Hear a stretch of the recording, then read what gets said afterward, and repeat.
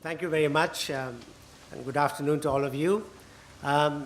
We've got an excellent and very knowledgeable panel. I mean, normally we say VIPs, but these are WIPs. They are very well-informed persons from whom we can learn a lot. And so my own interaction or dealings with data is somewhat dated. It began, I think, with, I worked in the UNDP in the New Delhi office many years ago. And I joined the UNDP because I was very inspired by the Human Development Report that came out in 1990. And so I just walked across the yard. I'm a conservative person, no radical change, from Ford Foundation to UNDP. And proposed that we have collect the data for a Human Development Report for India, which meant that you needed to get data that's disaggregated by religion, caste, population groups of many kinds. Mr. Astana was in the government, he'll know. When I discussed this in the CSO, they said, no, we can't do that because it's sensitive. You never know what might come out if you do a large all-India survey. But they gave me an idea. They said, why don't you support the NCAR to do it? And we are very closely connected with NCAR. We support NCAR. But if it turns out that the findings are awkward and embarrassing, we can always say, we don't agree with the methodology, we don't endorse it, it's unofficial, and so on. So that's how it began, and we started a project to collect data. We had 39,000 households. It was quite an innovative thing because we had to minimize the sample size. But it so happens that if you disaggregate the population, the sample size necessarily has to be larger because each sample has to have all the key population groups represented in it, and that means cost. And so it took some ingenuity to come up with the minimal kind of sample size, but would also be representative. And Mr. Natarajan in the NCAR was quite a whiz at doing that. And we published the report. Unfortunately, it wasn't alarming because the Muslims in India were doing a little better than the scheduled castes. And so that didn't ring any alarm bells. Everybody knew scheduled castes, scheduled tribes are at the bottom of the heap. And the concern was about minority, right? And after this, of course, NCAR still carries on with the survey and publishes the report. Sonality Desai from Maryland is involved in it. But this just goes to show that this data and open source data, it's a very political issue. And we haven't mentioned the word politics or political earlier. It is. Because the other acquaintance I have with this is there was a wonderful dynamic IAS officer in the Karnataka cadre called Sanjay Dasgupta, who worked in the Ministry of Rural Development with another gentleman called Vinod Pandey, who was then secretary. And they came up with this thing called CRISP, which is some rural information systems which could be used in taluk offices and so on. And he started that in Karwar district. I remember it's called the Karwar model at that time.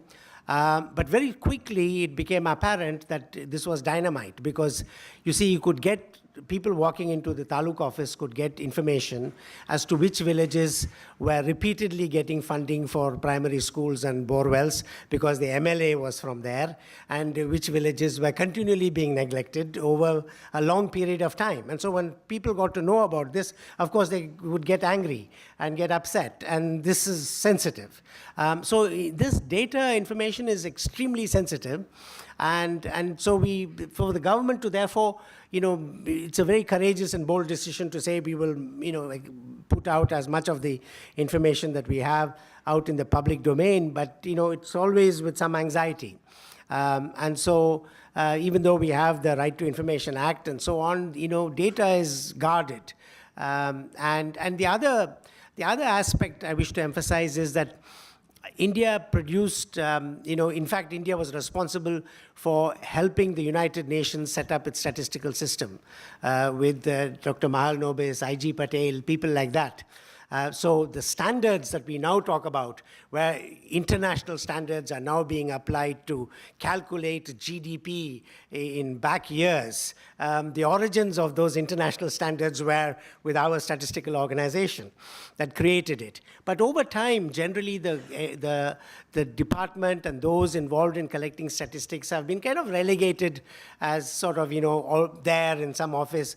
And it came to light when we worked on a human development report for Madhya Pradesh.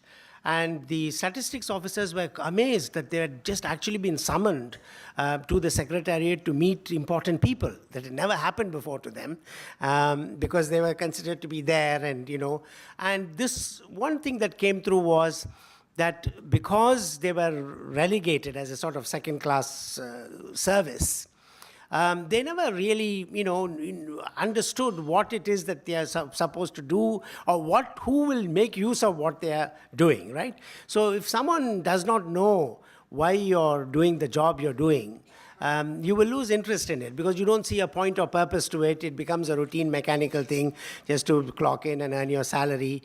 And this came through very sharply. I remember when we were discussing statistics with another person, Anuradha Rajivan, she was Secretary Planning in Tamil Nadu. And suddenly we found that there were livestock data that came to her office, which showed a large number of camels in Tamil Nadu. So obviously that's crazy. So she called the statistics officers and said, why is it the case? And they said, listen, madam, there is a column for camels. Now, how do I know? There may be one or two camels in some circus, So we put down one or two small number, and you then aggregate it across the districts, and then it comes to a large number. So you see, this is because, why should there be a column for camels in a livestock, census in Tamil Nadu? I mean, you should remove the column. You are concerned about the livestock with which you're concerned about. So this shows that, there are, we need to increase the importance and status of people involved in collecting statistics in the government. We have such an extensive system. It is a real asset. Only that they should be given much more importance and prominence. And if that were to happen, and they are able to see that the data that they have collected, the work they have put in, has some consequences, people are using it, and there would be some internal job satisfaction. And when there is that, internal standards of excellence will rise. Otherwise, people would be very casual about it. So these are some of the observations I have from my exposure, but we've got a very knowledgeable panel, and I'd invite them to share their ideas. We're really interested in, this push on the part of the government to create an open government data website. You've got digital initiatives, so this is truly revolutionary. But what are the issues and problems? Because there is also the political aspect, because people think, why are we revising GDP numbers? It's currently the news, hotly debated. But one thing I would say, though, is that the integrity and the standing of our statistical service, thanks to its foundations, is not to be questioned or dismissed. I think that is very important. How people manipulate it and make use of what they produce is another matter.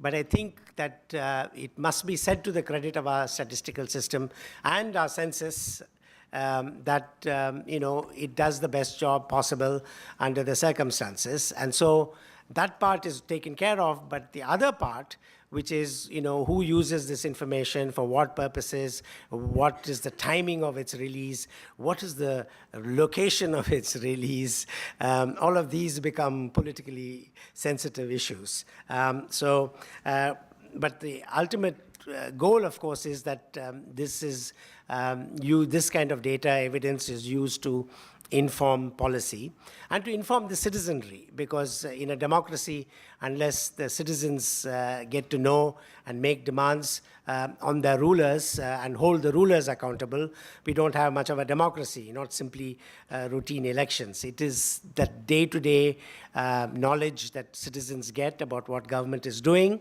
what is it spending, and who is benefiting, who is not benefiting. That is the essence of our democracy. And so data is intimately and closely linked to the health and vitality of our democracy.